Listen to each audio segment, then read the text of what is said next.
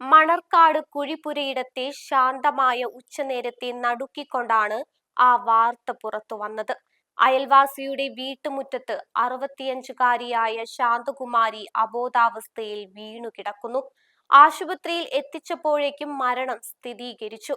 ഒറ്റ നോട്ടത്തിൽ ഒരു സാധാരണ മരണമെന്ന് തോന്നാമെങ്കിലും ഇതിനു പിന്നിൽ അയൽപക്കങ്ങൾ തമ്മിലുള്ള കടുത്ത ശത്രുതയുടെയും തർക്കങ്ങളുടെയും കഥയുണ്ടെന്ന് പോലീസ് അന്വേഷണത്തിൽ വ്യക്തമാകുന്നു.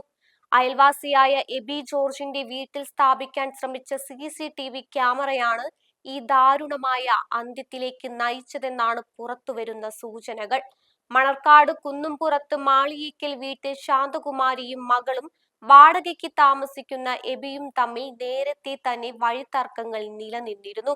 എന്നാൽ ചൊവ്വാഴ്ച ഉച്ചയ്ക്ക് 2 മണിയോടെ CCTV സ്ഥാപിക്കുന്നതിനായി എബി പ്രത്യേക പോസ്റ്റ് നിർമ്മിച്ചതോടെയാണ് കാര്യങ്ങൾ കൈവിട്ടുപോയത്. തന്റെ സ്വകാര്യതയെ ബാധിക്കുമെന്നും CCTV കണ്ണുകൾ തന്റെ വീട്ടിലേക്ക് നീളുമെന്നും ആരോപിച്ച് ശാന്തകുമാരിയും കുടുംബവും രംഗത്തെത്തി. തർക്കം രൂക്ഷമായതോടെ കയ്യിൽ കരുതിയിരുന്ന മുളകുപൊടി എബിയുടെ മുഖത്തേക്ക് ശാന്തകുമാരി എറിഞ്ഞതായും തുടർന്നുള്ള കയ്യാങ്കളിക്കിടെ തലയ്ക്ക് ഗുരുതരമായി പരിക്കേറ്റതുമാണ് മരണകാരണമെന്നുമാണ് പോലീസിന്റെ പ്രാഥമിക നിഗമനം. സംഭവത്തിൽ നട്ടാശ്ശേരി സ്വദേശിയായ എബി ജോർജിനെ പോലീസ് ഇതിനോടകം കസ്റ്റഡിയിലെടുത്തു കഴിഞ്ഞു.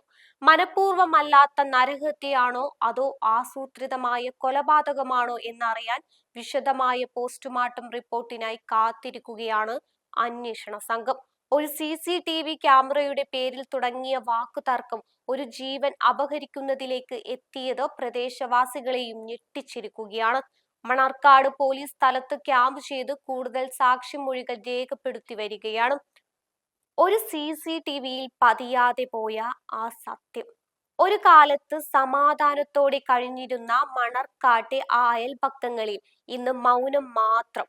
ആ CCTV ക്യാമറകൾ സ്ഥാപിക്കാൻ എബി ജോർജ് തയ്യാറെടുത്തത് സ്വന്തം വീടിന്റെ സുരക്ഷയ്ക്ക് വേണ്ടിയാണോ അതോ അയൽക്കാരെ നിരീക്ഷിക്കാനുള്ള ഒരു ആയുധമായിരുന്നു എന്നത് പോലീസിന്റെ തുടർന്നുള്ള അന്വേഷണത്തിൽ തെളിയേണ്ടതുണ്ട്.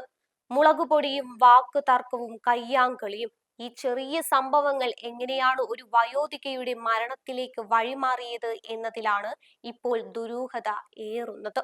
ശാന്തകുമാരിയുടെ മരണത്തിലേക്ക് നയിച്ച ആ അടി എബി ജോർജിന്റെ ഭാഗത്തു നിന്നുണ്ടായ അബദ്ധമായിരുന്നോ അതോ മുന്നിൽ കണ്ട ശത്രുവിനെ ഉന്മൂലനം ചെയ്യാനുള്ള ആസൂത്രിതമായ നീക്കമായിരുന്നു?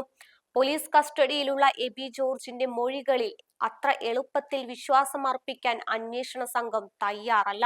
പോസ്റ്റ്മോർട്ടം റിപ്പോർട്ടും ശാസ്ത്രീയ തെളിവുകളും പുറത്തുവരുമ്പോൾ ഈ കൊലപാതകത്തിന്റെ പിന്നിലെ സത്യം വെളിപ്പെടുമെന്ന് തന്നെയാണ് പോലീസ് കരുതുന്നത്.